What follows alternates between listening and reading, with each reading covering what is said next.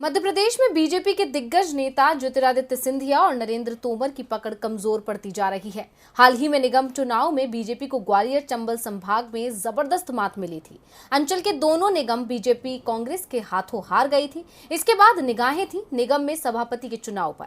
परिषद में बहुमत बीजेपी का था, इसलिए बीजेपी की जीत आसान मानी जा रही थी, लेकिन जो परिणाम सामने आए हैं उसने बीजेपी की जमीन एक बार फिर से हिला दी है। ग्वालियर नगर निगम में कांग्रेस 57 साल बाद अपना मेयर बना पाई। कांग्रेस के हाथों मेयर की सीट हारने के बाद बीजेपी के लिए सभापति पद बचाना नाक का सवाल बन गया था।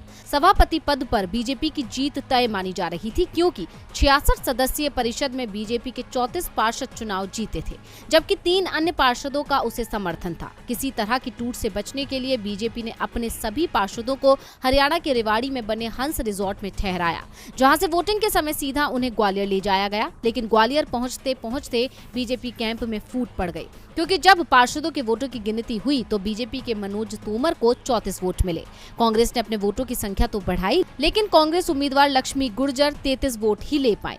परिषद में 66 वोट पार्षदों के और 1 वोट मेयर का था। बीजेपी 1 वोट से किसी तरह से ग्वालियर में सभापति चुनाव जीतने में तो कामयाब हो गई, जबकि पार्षदों की बाड़ेबंदी की कमान ज्योतिरादित्य सिंधिया और नरेंद्र तोमर के हाथ में थी। यानी सिंधिया और तोमर की कोशिश के बावजूद कांग्रेस ने बीजेपी के घर में सेंधमारी कर ली। दूसरी तरफ केंद्रीय कृषि मंत्री नरेंद्र तोमर के संसदीय क्षेत्र मुरैना में मेयर की सीट हारने के बाद बीजेपी सभापति की सीट भी हार गई। कांग्रेस की ओर से राधारमण दंडोतिया को सभापति उम्मीदवार बनाया गया था, जबकि बीजेपी ने उनके सामने भावना मंडलेश्वर को मैदान में उतारा था। परिषद में कांग्रेस के पास 19 पार्षद हैं, लेकिन उसके उम्मीदवार को 27 वोट मिले, जबकि बीजेपी की उम्मीदवार सिर्फ 21 वोट ही ले पाई। यानी कांग्रेस के राधारमण दंडोतिया 6 वोट से चुनाव जीतने में कामयाब हो गए। पहले मेयर और अब सभापति के चुनाव में कांग्रेस की जीत से साफ हो गया है कि अगले साल होने वाले मध्य प्रदेश विधानसभा चुनाव में सिंधिया और तोमर की कड़ी परीक्षा होने वाली है। मोदी सरकार ने 24 फरवरी 2019 को प्रधानमंत्री किसान सम्मान निधि योजना शुरू की थी, जिसमें देश भर के सभी किसान परिवारों को 6,000 रुपए प्रति वर्ष 3 समान किस्तों में प्रदान किया जाता है। ये योजना आर्थिक रूप से कमजोर किसानों के लिए लाई गई थी, लेकिन यूपी के मिर्जापुर से इस योजना को लेकर चौंकाने वाली खबर सामने आई है। क्या है वो खबर, देखिए इस रिपोर्ट में।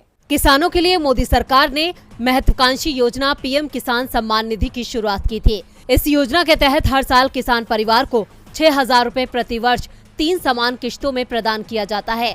लेकिन अब इस योजना का लाभ किसान ही नहीं बल्कि उत्तर प्रदेश के सांसद और विधायक भी उठा रहे हैं। यही नहीं, इनके परिजनों के खाते में भी किसान सम्मान निधि का पैसा जा रहा है। सोनभद्र के सांसद पकौड़ी लाल का एक पूरा परिवार ही मिर्जापुर से इस योजना का लाभ ले रहा है। साथ ही 96 विधानसभा क्षेत्र के विधायक राहुल प्रकाश कोल का नाम किसान सम्मान निधि के लाभार्थियों में शामिल है। दरअसल कुछ समय पहले सरकार ने प्रधानमंत्री कृषि सम्मान निधि योजना का लाभ ले रहे किसानों के सत्यापन का आदेश दिया था। इसी के बाद कृषि विभाग सत्यापन कार्य में लगा था। इसी सत्यापन में सांसद विधायक के नाम का खुलासा होने से हड़कंप मच गया। पटेरा स्थित पंजाब एंड सिंध बैंक के इनके खाते में किसान सम्मान निधि की धनराशि जाती रही और अब तक खाते में किसान सम्मान निधि की 9 किश्तें भी जा चुकी हैं। आखिरी बार सांसद के नाम से जुड़े खाते में 1 जून 2022 को पैसा गया था और अब इस मामले का खुलासा हुआ तो सांसद पकौड़ी लाल ने कहा कि बैंक में किस मद का पैसा भेजा गया है, इस संबंध में कोई जानकारी नहीं है। वहीं उप निदेशक कृषि अशोक कुमार उपाध्याय का कहना है कि विधायक राहुल कोल की सम्मान निधि को पूर्व में निरस्त करा दिया गया था, अब केवल जांच के लिए सूची भेजी गई है। सांसद पकौड़ी लाल अगर किसान सम्मान निधि ले रहे हैं तो उसकी रिकवरी कराई जाएगी। यानी अब तक पीएम किसान सम्मान योजना में घोटाला होता रहा और किसी भी अधिकारी को कोई जानकारी नहीं थी, और जब खुलासा हुआ तो सांसद विधायकों का कहना है कि उन्हें इस बारे में कोई जानकारी नहीं है। ऐसे में सरकार सवालों में घिरती दिखाई दे रही है। संसद के मॉनसून सत्र में हंगामा मचा हुआ है। मोदी सरकार को कांग्रेस ने संसद से सड़क तक घेर रखा है। आज कांग्रेस ने महंगाई और जीएसटी की दरों को लेकर प्रदर्शन किया। कांग्रेस नेता पीएम आवास के घेराव का ऐलान पहले ही कर चुके थे, इसलिए मौके पर भारी पुलिस बंदोबस्त किया गया था। लेकिन पुलिस का ये बंदोबस्त भी कांग्रेस नेताओं के हौसलों को नहीं रोक पाया। महंगाई और जीएसटी के खिलाफ आज सुबह से ही कांग्रेस सरकार पर हमलावर थी।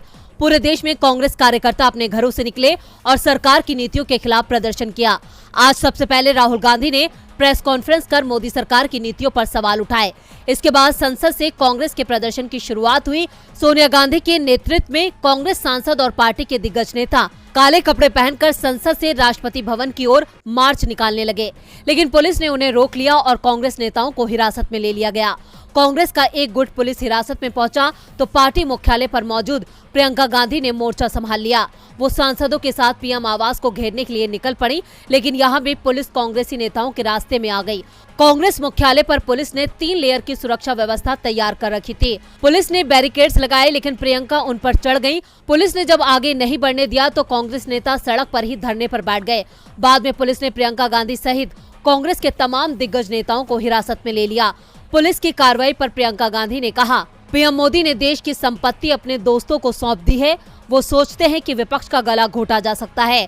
चूंकि उनके मंत्री महंगाई नहीं देख सकते, हम उन्हें पीएम हाउस की ओर मार्च करके महंगाई दिखाना चाहते हैं। कांग्रेस महासचिव जयराम रमेश ने कहा कि सरकार हमें महंगाई के खिलाफ विरोध करने से रोकना चाहती है, इसलिए लगातार कांग्रेस नेताओं को परेशान कर रही है। राजस्थान के सीएम अशोक गहलोत ने कहा कि लोकतंत्र में विरोध प्रदर्शन की इजाजत दी जानी चाहिए। विपक्ष के विरोध से ही सत्ताधारी सरकार को मदद मिलती है, लेकिन बीजेपी केवल हिंदू मुस्लिम की राजनीति करने में रुचि रखती है। आप समझ लें कि देश में क्या हालात हैं। किसी ने नहीं सोचा होगा कि देश में लोगों को लोकतंत्र समाप्त होते देखना होगा।